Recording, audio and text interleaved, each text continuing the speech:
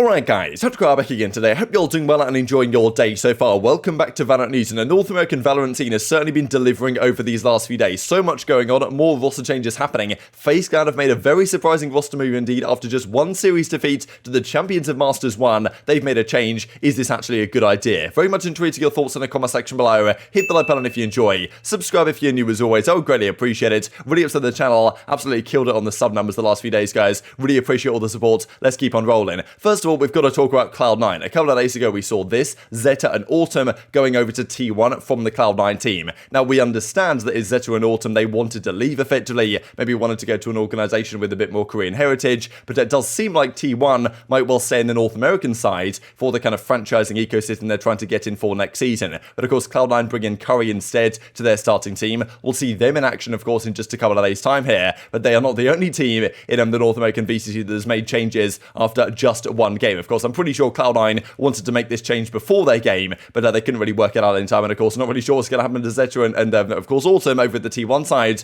just because they don't really have a team built over there, and when they play their next tournament is very much up in the air as well. But well, these guys are going to continue onwards with the goal to, of course, go to Masters and Champions. Not really the case for Zeta and the guys over at T1, though. As Jack Etienne says, though, on the Cloud9 side just about this deal, there was no bag exchanged in that deal. We effectively just traded the players and the coaches. They wanted to make the move happen. The organizations were willing to support them. Interesting stuff, really, because it's always a bit of a dilemma, really, here. Do you support your players to the utmost, or do you say, okay, look, we want to make this happen, and like from a monetary perspective, does this make sense from a business perspective? But there is a degree to which what goes around comes around, as in if you build your reputation to a perspective, like you get treated nicely and kind as well, I suppose, down the line. But well, Vanity has a slightly different perspective on how this whole move went down. As he describes right here, it's a little bit small on the screen, but guys, I'll read it out for you guys if you can't see it on mobile or something. So he's talking about exactly what happened here with the Zeta situation, and the fact that yes, he wanted to leave, but it was actually the team had already reached their ceiling, and they didn't really feel like with that current squad they were going to get much further. As he says, it's not about who is a better player. We did have good chemistry with Zeta, his English is good, but under pressure it breaks down. We sadly hit our ceiling due to these issues, and it's 100% not his fault. It's just how it is communicating in a different language. So saying that yes, Zeta and Autumn did want to leave, we probably were going to stick without him, but still our team had kind of reached its ceiling at maybe top 3, top 2 in North America, something like that, and saying that actually his English, Zeta's English in game is good, but under pressure, like it kind of falls off a little bit, right? And therefore they hit their ceiling a little bit. So as Vanity says, it's not about the fact that Zeta might be a better player than Curry, but it's actually, he reckons that this team could even be better because of these kind of chemistry issues that might get ironed out. Now, Jerk does clarify here that the reason why this change went down is because of the request by Zeta and Autumn to move to T1, not because of Vanity's kind of background information that he's described, but as he says, this may have played a part in Zeta's reasoning to make the request to move. Without that request, though, no move would have happened. So saying that this change wouldn't have happened, based on Vanity's words, if Zeta and Autumn didn't want to move, the team would have stuck regardless, but because they did, and maybe part of that was a reason, and probably, like you could imagine, given what Vanity's saying here, that maybe the squad is actually not happy necessarily that Zeta's gone, because it definitely, well, raises the question as to whether this team is going to be as good if they still have the same ceiling that they had before, but maybe slightly gives them a little bit of a new lease of life where they can be pretty confident that,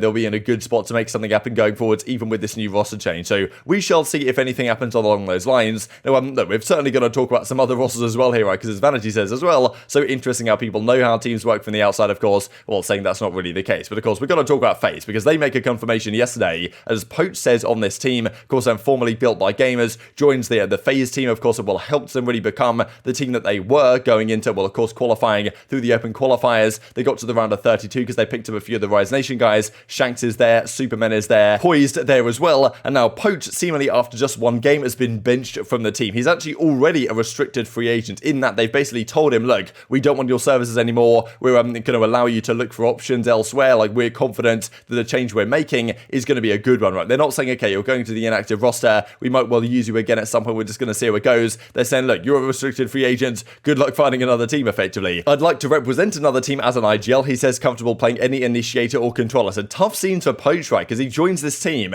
like, helps this team turn around to the team that they were getting through here. They lose one series to Optic last weekend's, and now all of a sudden they're straight away dropping Poach from the roster. Now, as your boy Dre says right here in the reply, like, kind of surprising that this is even the case, but we've got to look at it from a little bit of a different perspective, you can argue, because these are his kind of recent games. They won all these qualifiers for the challengers, got through here, got 2-0'd by the Masters 1 champions, and now you're thinking, okay, why has Poach got kicked out from the team? It's possibly because that when Poach was added to this roster, he was kind of brought in as going to be the IGL for the team, and then they they made the whole Rise acquisition. They didn't, of course, acquire the entire Rise team, but, babybay and Dicey have been kind of the two guys carrying them so far. They bring in Shanks, who's on the bench, just because they needed to bring in 3 Rise guys to their roster, even though one's a bench player, just so that they could, get the bye to the round of 32 based on Rise's kind of spot that they had in the VCT the first time around. But with Poised in the team with that Rise acquisition, then I guess he takes over some of those kind of IGL responsibilities. I think when they brought Poach in, they weren't really expecting this to be necessary, right, with kind of,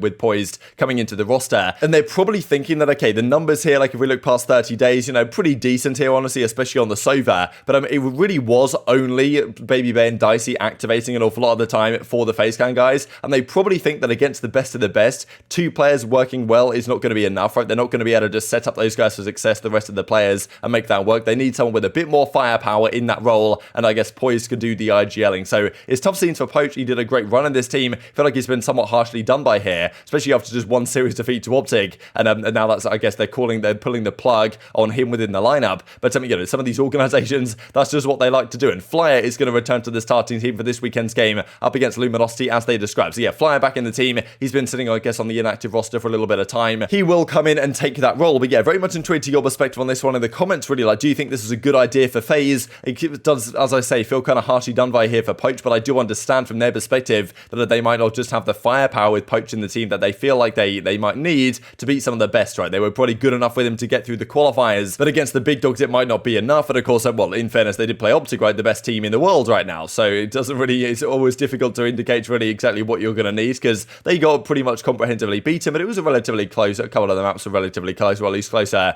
than maybe they should have been. Now, of course, the question has been, where's Poach going to go? Because the last few days, we've seen all sorts of players get released with no Xander. That was initially the question here. Were FaZe going to pick up Xander, right? And the whole, the whole Flyuh thing wasn't going to happen. Turned out the Flyuh, well, kind of return did indeed happen, but Wardell sitting around there, you've got Zom sitting around there, you've got Sinatraa, Xander, right? All these potential players, Zeta, of course, on the T1 side. Like, there's many potential organizations that might look for a guy like Poach to see, and Wardell seems to be relatively happy to maybe make something like that happen. Of course, you can never really look into these replies all that much, but that's the thing. FaZe right now are technically bottom of their group B. They do play, look, there's harder matches to come as well against the other teams, but in fairness, right, they already got the hardest match out the way up against Optic. They play Luminosity, Sentinels, EG, Cloud9 to finish out their group, so look, they need to turn things around quickly. But yeah, just one series defeat like that to Optic doesn't necessarily feel enough to make a move like this, but I guess they believe it's going to take them in the right direction. Now, I want to talk about the guard as well, because there's certainly been some talk lately about the guard and how they're getting on and what they're going to do, because last weekend we certainly saw that Net had a really hard time. He had a pretty poor series performance in their first series up against 100 Thieves. Now, apparently, as Valen says, Trent unironically played on 60 Hz for our match in all of our scrims. So I'm not sure how this is even possible, but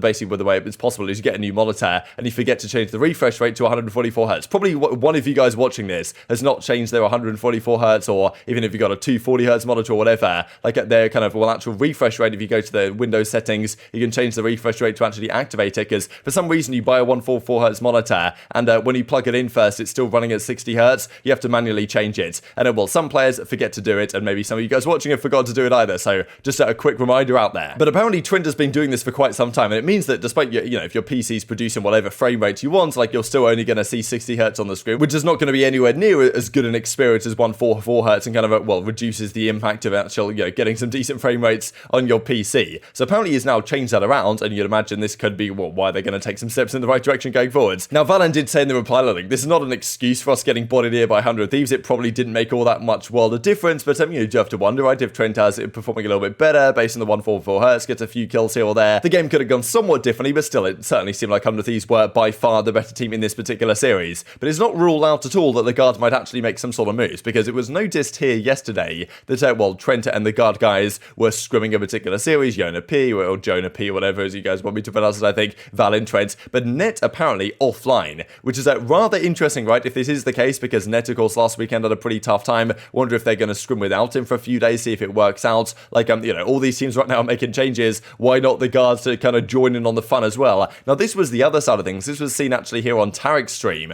but, we see that Trent is scrimming here up against Vanity and the new Cloud9 team, and Trent and the guard are winning this scrim 18-4. So the reason why it's going to 18, not 13, I believe, is just because in scrims, they don't kind of play to the 13 round limit, just because, it's not there to win. It's there to get practice on both the kind of defensive and the offensive sides. So they just play all the rounds possible, regardless of what is happening. But even in that situation, the guard are winning this series 18-4. So possibly without nets, the guard are looking better. Maybe the Cloud9 team is kind of struggling with the Curry addition, but of course, like, it's always difficult to read into this type of stuff. But at the end of the day, 18-4 is a pretty comprehensive scoreline, no doubt, for these guys over Cloud9. It's always kind of funny when these scrim bugs come online and you get to see what's going on. A couple of things just to finish up the video. I thought this is rather interesting actually here from Ethan over at the NRG side. Currently yet to lose a map since Ethan has joined this NRG lineup. But of course, look, Valorant can't exactly copy any CSGO maps, even though in fairness, as Don as he says in the reply, Ascent is rather similar to Cash. But I do wonder if any maps at all will actually work, because just the way the map design has to be to support the abilities and stuff, things do have to be designed differently. As he says, I got Dust 2, Jet Dash, Cat Split with a Sage Wall, post part so you don't die from long, like, you know, that could be kind of nice. Maybe Dust 2 could work just because it's relatively open and there's some open spaces and stuff. Like, as Don Has says, I thought it was rather interesting actually looking at Cash, the way it's designed compared to Ascent. I guess designed by the same Gyro design. Cash is also a Valorant dev, so maybe makes sense why this map is pretty good. Of course, like, Valorant, every single map likes to have something pretty unique about it, so I do wonder if taking any more inspiration from some of the other CS maps could be a good idea as they kind of continue to evolve the map pool over time. But very much enjoyed your thoughts on all this stuff in the comment section below. Hope you guys enjoyed the video. If you did enjoy it, hit the like button, tell us your YouTube gods, this is a good video, others like you should see it as well, and I've grown the competitive Valorant community. Thank you for watching as always, take care of yourselves, and I'll see you next time.